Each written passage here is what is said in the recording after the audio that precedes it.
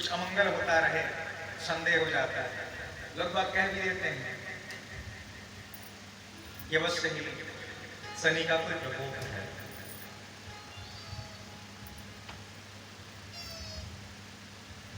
लोग इनको न्याय का देवता कहते हैं। देखिए, शनि महाराज के विषय में मैंने कुछ ज्यादा पढ़ा या जाना नहीं, उस विषय में मैं ज्यादा बोलूंगा नहीं, लेकिन हाँ, शनि शांति के लिए कुछ उपाय जो लोगों के द्वारा किए जाते हैं, जैसे पीपल के वृक्ष को जल अर्पित करना, शनिवार के दिन इसमें दीपक जलाना,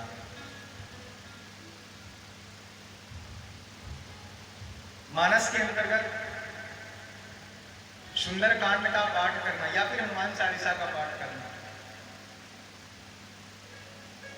चींटियों को कुछ खिलाना,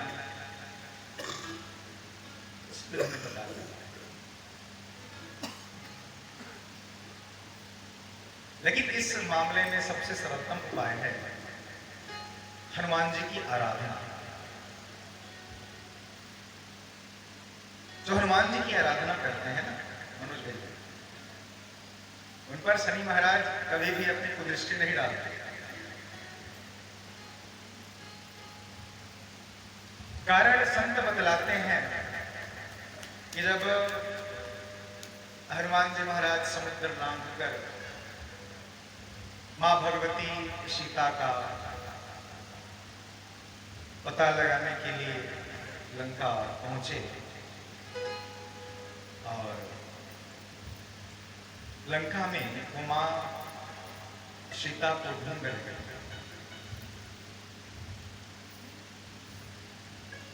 इसी बीच शनिदेव पर हनुमान जी की दृष्टि पड़ी। हनुमान जी ने देखा कि रावण ने शनि महाराज को बंदी बना दिया है, बंधन में डाला हुआ है। तो हनुमान जी ने कृपा करके शनि महाराज को वहां से मुक्त किया। इस उपकार के बदले शनि महाराज ने हनुमान जी को ये वचन दिया कि जो आपकी आराधना करेंगे, जो आपकी सेवा करेंगे, हे बजरंगबली, मैं कभी भी अपनी दृष्टि उन पर नहीं डालूंगा, वो मेरे प्रभाव से मुक्त रहेंगे। ऐसा वचन शनि महाराज ने हनुमान जी को दिया। तो ये बढ़िया उपाय है शनि शांति, और ज्यादा कुछ करने की आवश्यकता नहीं। हनुमान जी की आराधना करिए, शनि महाराज फिर शांत हो जाए। बोलो हनुमान जी महाराज की जय।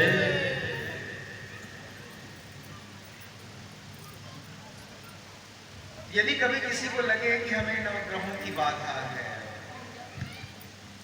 कोई ग्रह दोष है,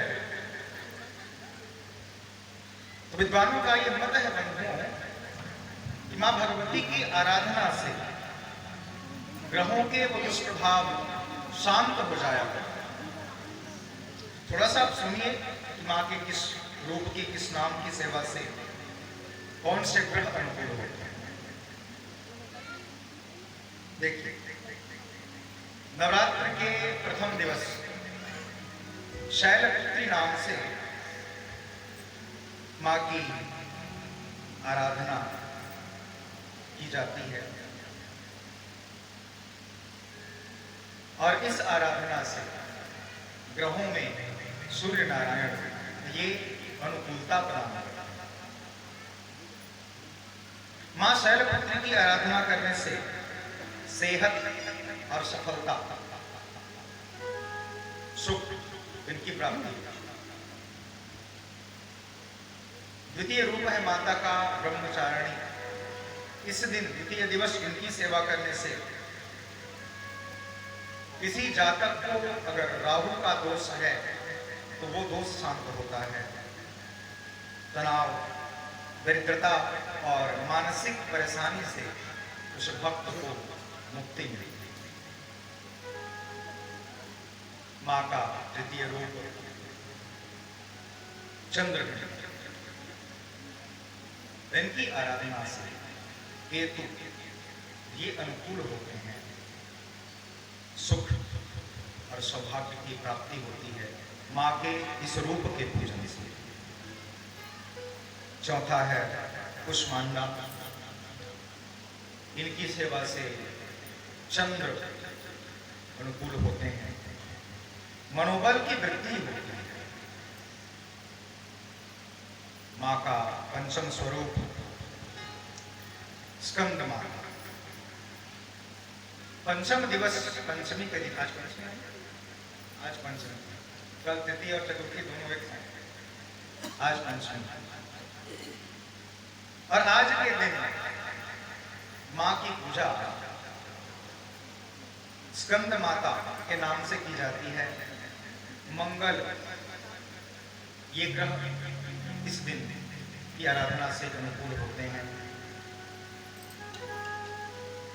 दाम्पत्य सुख, गृहस्थी का सुख और संपत्ति का सुख भक्तों को प्राप्त होता है। माँ का छठा स्वरूप है कात्यायनी, इससे बुद्ध अनुकूल होते हैं। बुद्धि, विवेक और सफलता की प्राप्ति भक्तों को होती है। सातवां है कालरात्रि, माँ काली, इनकी सेवा करने से शनि महाराज शांत होते हैं। भगवती माँ भगवती के कालिका स्वरूप, कालरात्रि स्वरूप का ध्यान करने से शनि महाराज शांत होते हैं, अनुकूलता प्रदान करते हैं और तन, मन और धन इनकी पीड़ा शांत होती है। भाग्य में यदि कोई बाधा है वो बाधा शांत होती है। सौभाग्य माँ प्रदान करती हैं। अष्टम महागौरी, इनकी आराधना से गुरु अनुकूल होते हैं। सुख, सौभाग्य, पद और प्रतिष्ठा की प्राप्ति भक्त को होती है। जो अष्टम दिवस महागौरी की पूजा करते हैं। नवम है सिद्धिदात्री, इनकी सेवा से सुख अनुकूल होते हैं। और जैसा कि नाम से ही स्पष्ट है, सिद्धिदात्री अर्थात सिद्धियां देने वाले हैं। माता सिद्धि प्रदान करती है।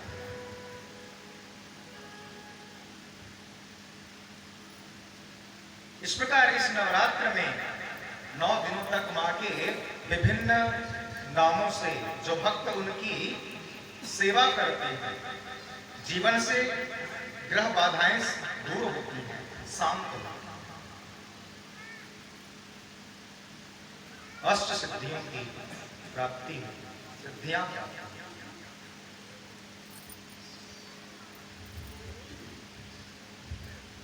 ये 8 सिद्धियां हनुमान जी को प्राप्त हैं।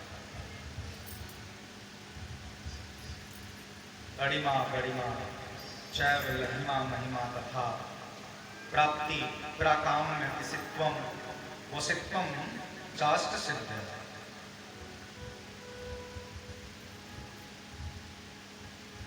लेकिन बंधुओं, आप एक और बात श्रवण करिए कि जो भगवान की सेवा में होते हैं, जो माता की आराधना में लीन होते हैं, जो भगवान की भक्ति करने वाले भक्त होते हैं, उनके लिए संतों ने 10 प्रकार के अपराध गिनाए हैं। कितने? 10।